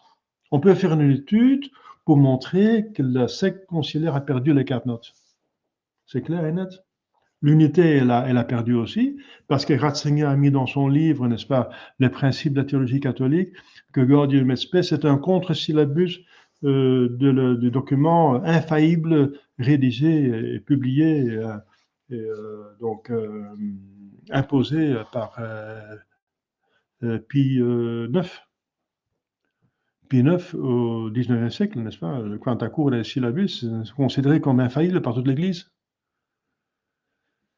Alors, il dit que Gaudium et Spes est contradictoire. Hein, c'est un document très important de Vatican II. Donc c'est contradictoire. Donc, ils ont coupé. Ils sont plus un avec l'Église du XIXe siècle. Et c'est pas seulement l'Église du XIXe siècle, parce que la royauté du Christ, c'est pas seulement du XIXe siècle, ça remonte à Saint-Augustin, à Saint-Boniface, c'est de tous les temps, n'est-ce pas, que Jésus-Christ est roi. C'est de tous les temps, c'est un dogme, c'est dans l'Évangile. Donc, ils sont plus un. Ils ont coupé, ils ont cassé l'unité par leurs hérésies. Ils ont cassé la catholicité parce qu'ils refusent les vrais catholiques. Donc, ils sont pas ouverts à tout homme de volonté. Nous sommes diabolisés, nous sommes exclus d'eux, n'est-ce pas? Nous n'avons pas le droit d'utiliser l'Église. Ensuite, ils sont coupés de l'apostolicité, je viens de le montrer, et la sainteté, bien sûr, incapable de rendre les gens saints parce qu'ils les plongent dans le péché mortel de l'hérésie et de l'invalidité et aussi d'autres immoralités. Hein. On voit que le poisson commence à pourrir par la tête, donc on perd l'unité, ensuite on perd la sainteté. Donc ils ont perdu les 4 notes. Donc ils sont plus l'Église. Donc c'est assez facile, si on est sérieux, de trouver la vraie Église en utilisant ces 4 notes. Vous trouvez ces 4 notes uniquement chez les soi-disant sédvacantistes, qui sont tout simplement catholiques. Je viens de l'expliquer. Donc voilà, donc c'est clair. Donc il y aura toujours l'Église, parce que c'est une promesse de Jésus-Christ. Et que celui qui cherche trouve. Elle sera toujours là. Donc si on cherche, on trouve. Voilà, et si on l'a trouvé, on adhère. Et c'est simple, et on adhère jusqu'à la fin. Et on ne dit pas oui, mais. Non. On ne dit pas oui, mais, non. On ne dit pas oui, mais, on dit toujours oui. C'est ça le problème. Quand on dit oui, mais, on pose des. On décroche à certains moments. Hein. J'ai eu pas mal de fidèles qui ont décroché parce qu'ils ont dit oui, mais. Alors... Non, c'est oui, tout simplement. Et moi, je n'impose pas des choses qui ne sont pas catholiques, n'est-ce pas? Je n'en ajoute pas, c'est déjà difficile pour tout le monde, mais j'impose ce qui était vraiment touche le péché mortel, ça j'impose, oui. J'accepte pas les péchés mortels, j'accepte pas, je fais la remarque. Il y a des gens qui m'ont quitté parce que j'ai fait une remarque sur le péché mortel qu'ils commettent, n'est-ce pas? Alors, et voilà, et ils n'ont pas supporté, ils sont partis. Mais c'est leur responsabilité. Hein. Ça, c'est pas sérieux, n'est-ce pas? C'est vrai que c'est pas facile, mais Jésus dit acceptez mon joug, il est doux. Donc si on utilise les moyens de grâce, le joug de Jésus-Christ est toujours doux, n'est-ce pas? Mais il faut utiliser le moyen. Et c'est vrai qu'il faut souffrir en temps de persécution, on souffre un peu plus que dans les temps de chrétienté, on souffre, bien sûr, mais on mérite d'autant plus. Hein. Quand j'étais jeune, je enviais presque les chrétiens, enfin pas presque, tout simplement. J'entendais parler des chrétiens dans les catacombes. Ah, c'était un temps héroïque quand même. Et oui, d'être de ce temps-là, avec Saint-Pierre et l'apôtre, les catacombes, c'est incroyable. C'était quand même bien un temps, quand même, voilà, de héros. Maintenant, on est peut-être encore pire que le temps des catacombes. À l'époque, ils avaient encore un pape. Nous n'avons pas de pape, c'est pire. Alors, donc, en plus, on doit être heureux d'être dans ce temps des héros. On a, les héros, de plus de grâce, disons. Sainte Thérèse disait de Lisieux, je voudrais vivre dans ces temps, derniers temps, parce qu'il y aura plus de grâce, plus de mérite. Voilà. Elle était désolée de ne pas vivre dans ces temps-là. Et nous, on doit être heureux, n'est-ce pas? Toujours être heureux avec le bon Dieu, ça va toujours bien. À condition qu'on entre dans les vues du bon Dieu. C'est bon? Ça va?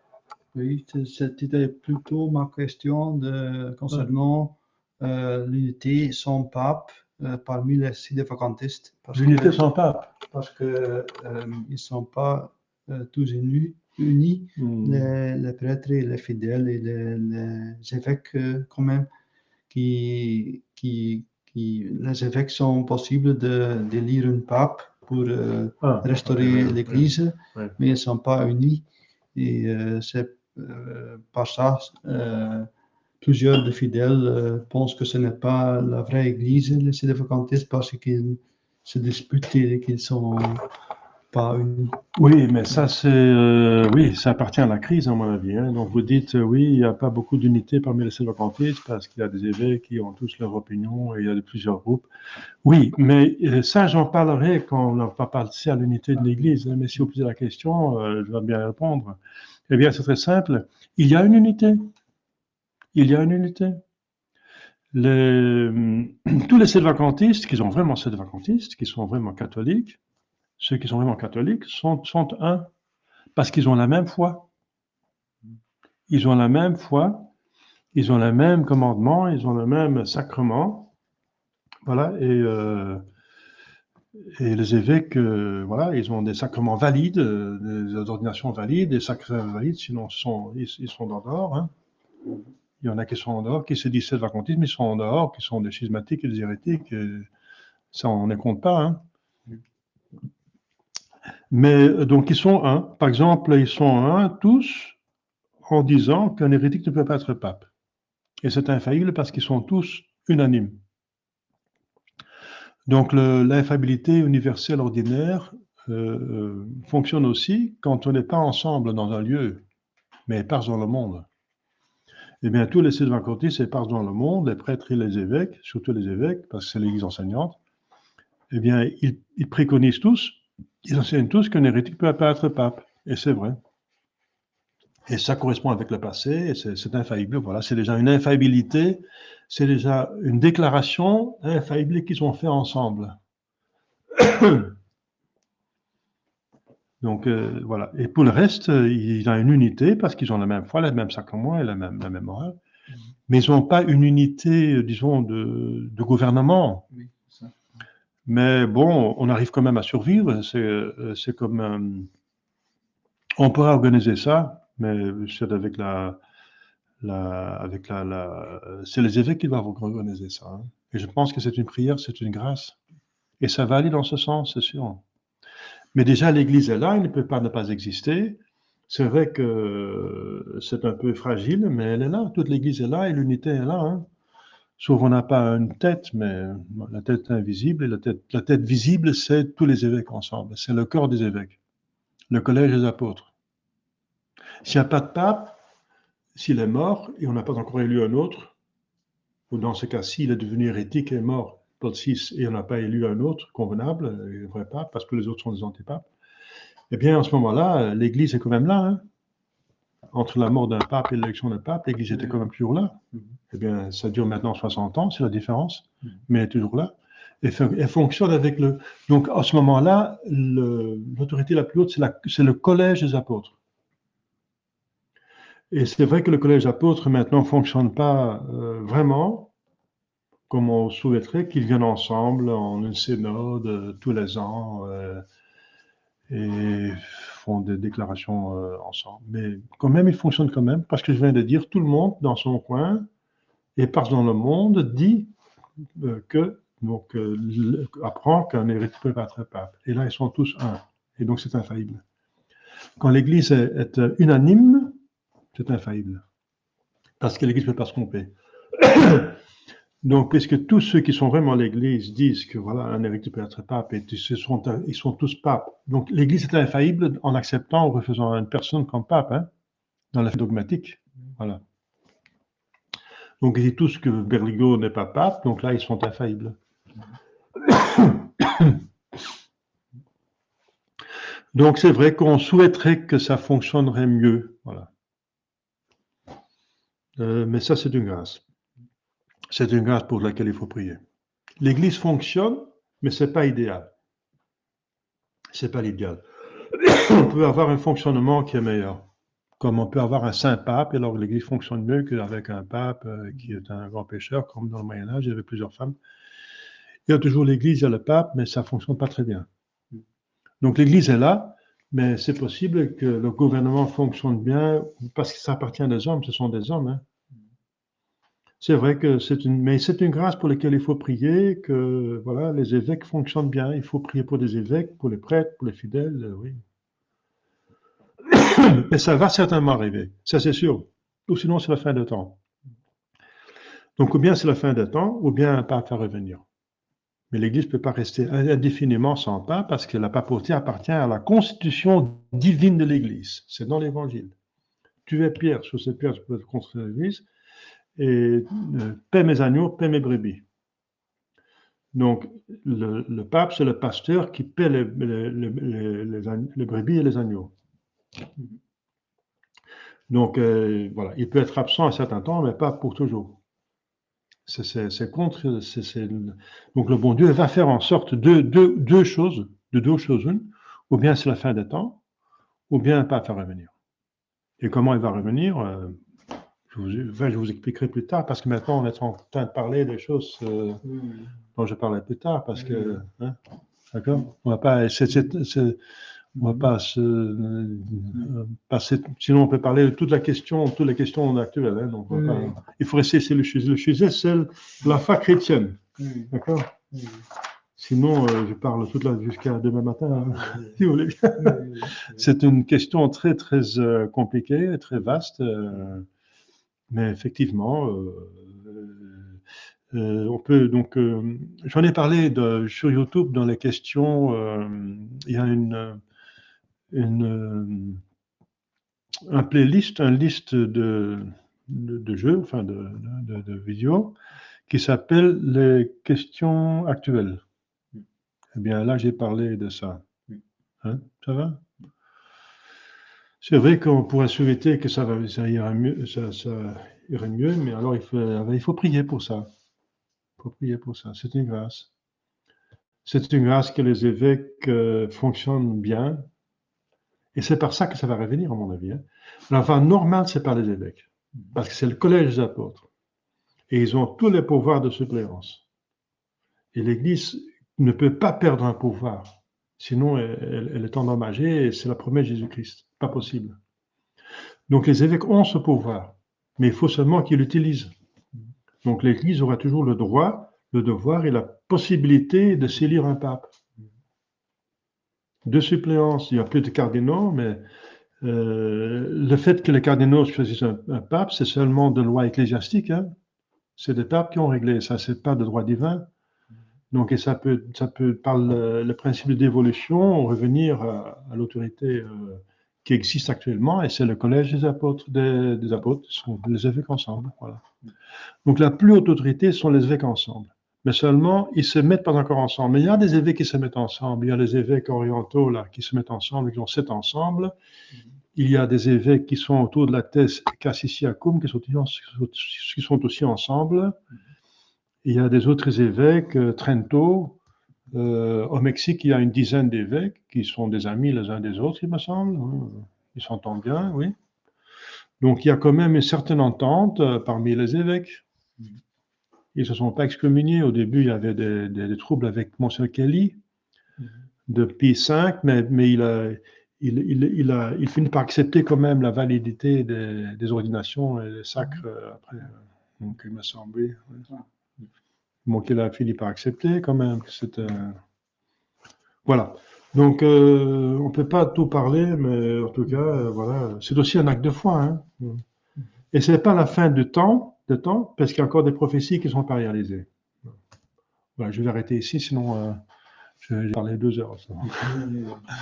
Ça va? Merci. Au nom du Père et du Fils et du Saint-Esprit, ainsi soit-il. Notre Père qui es aux cieux, que votre nom soit sanctifié, que votre règne arrive, que votre volonté soit faite sur la terre comme au ciel. Donnez-nous notre pain de chaque jour. Pardonnez-nous nos offenses comme nous pardonnons ceux qui nous ont offensés. Et ne laissez pas succomber à la tentation, mais délivrez-nous du mal, ainsi soit-il. Je vous salue Marie, pleine de grâce, le Seigneur est avec vous. Vous êtes bénie entre toutes les femmes, et le fruit de vos entrailles est béni. Sainte Marie, Mère de Dieu, priez pour nous pauvres pécheurs, maintenant et à l'heure de notre mort, ainsi soit-il. Saint Joseph, priez pour nous. Saint Georges Gardien, priez pour nous. Saint Patron, priez pour nous. Au nom du Père et du Fils et du Saint-Esprit, ainsi soit-il. Voilà, à la prochaine, une autre prière. Merci, priez pour moi aussi, parce que j'en ai besoin. Je vais prier pour vous.